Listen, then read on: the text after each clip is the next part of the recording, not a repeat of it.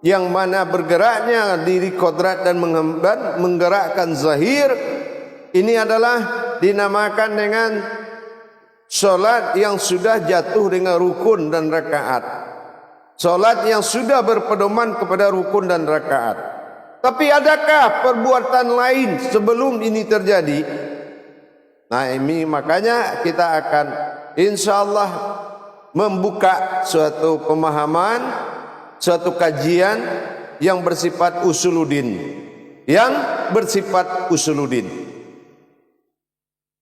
Pertama, terjadinya satu titik wujud dan tempat. Ini sudah menandakan ada ikatan. Sampai dia mawujud dan terjadi sampai tingkat zahir dan batin, itu adalah perubahan dari makom solat.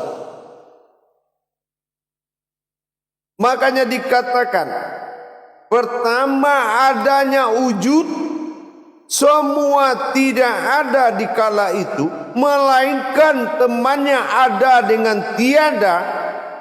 Itu saja sudah membuat al-kisah, sudah menjadikan semua al-kisah, usulnya al-kisah.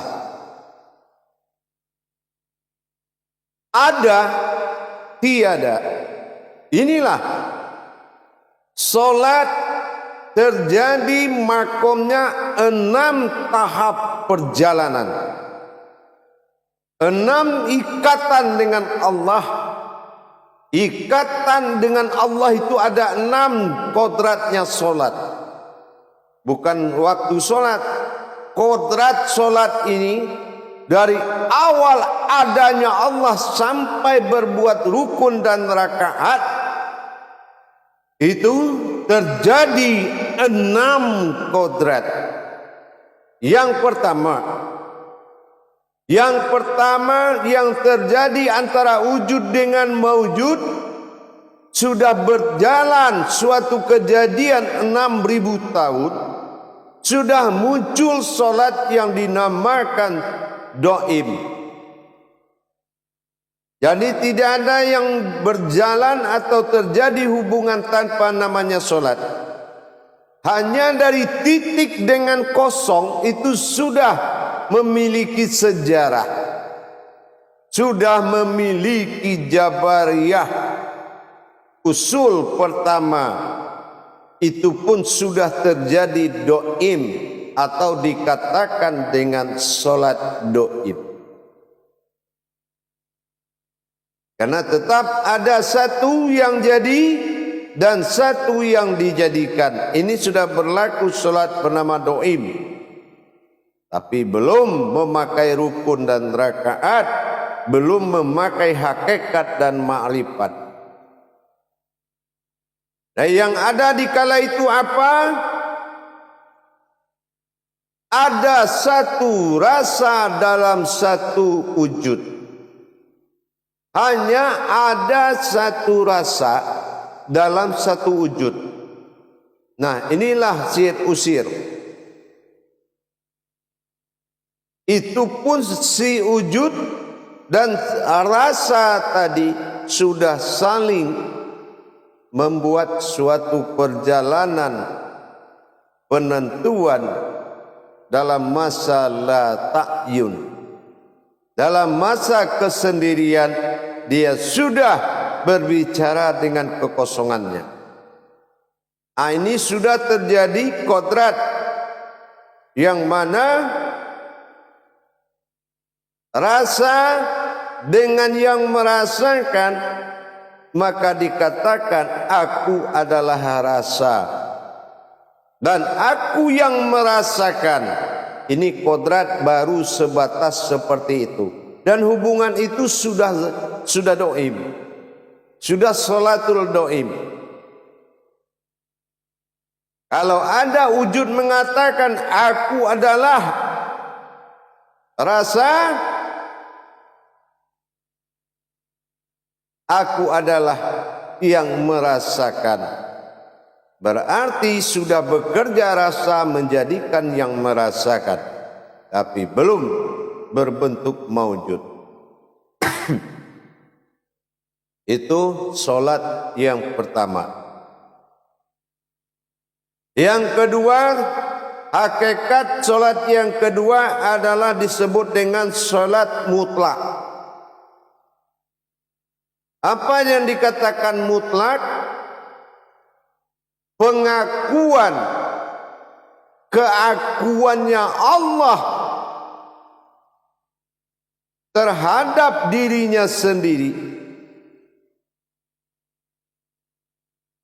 Yang dikatakan pengakuan mutlak keakuan Allah terhadap dirinya sendiri, yaitu sebuah maujud yang dijadikannya dan menetapkan keakuan dia kepada suatu yang dijadikannya, ini sudah mutlak. Kalau ini tidak mutlak, tidak akan ada kodrat umat dengan Tuhan.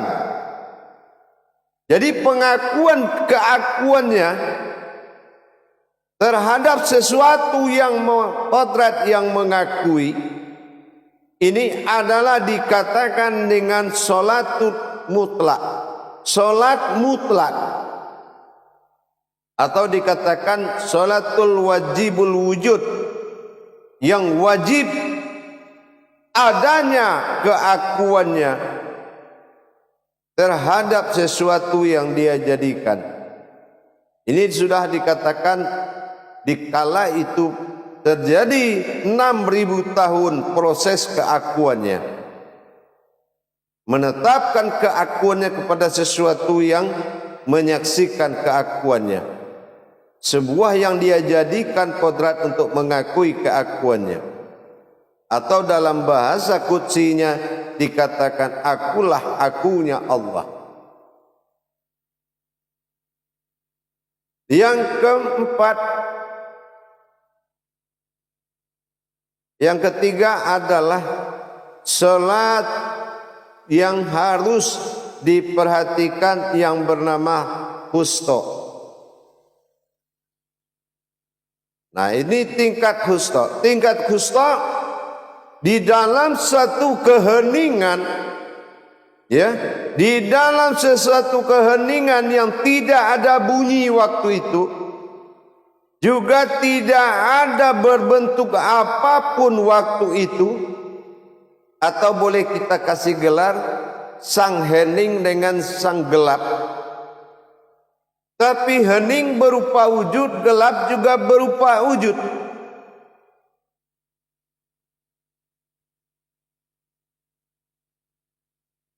Tetapi maujudlah dua-duanya di dalam sesuatu rasanya, sesuatu rasa,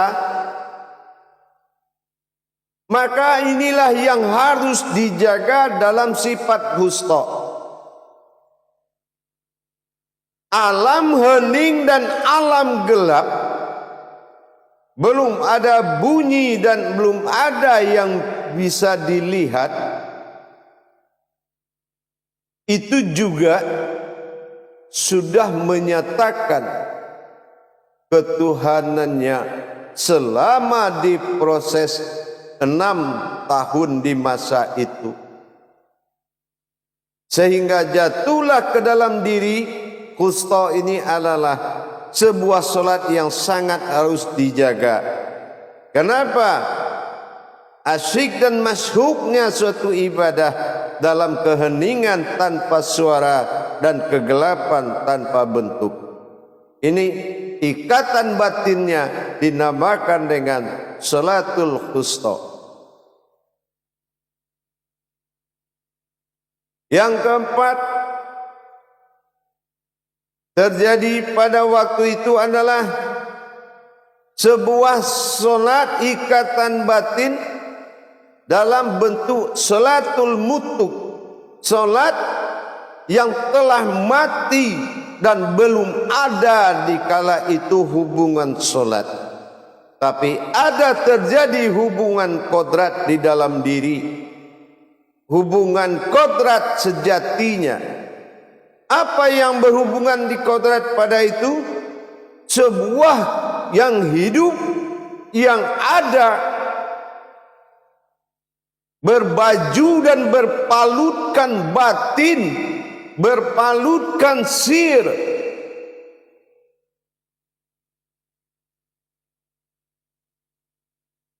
Antara gerak dan yang digerakkan, antara sir yang menggerakkan batin, itu hubungannya dikatakan sifat solaha, itu hubungan kekuatan. Ini disebut dengan solat di alam mutu, alam mati. Salatul mutu, salat yang belum ada kecuali mati yang ada. Salat belum wujud waktu itu. Tetapi ikatan antara gerak dengan yang menggerakkan 6.000 masa tahun sudah menjadikan hubungan salat. Yang menggerakkan bersifat Tuhan, yang digerakkan bersifat umat atau hamba.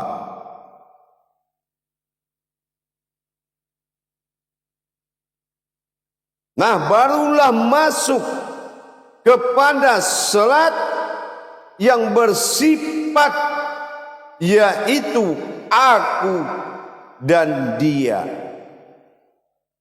Nah, ini dinamakan salat watil.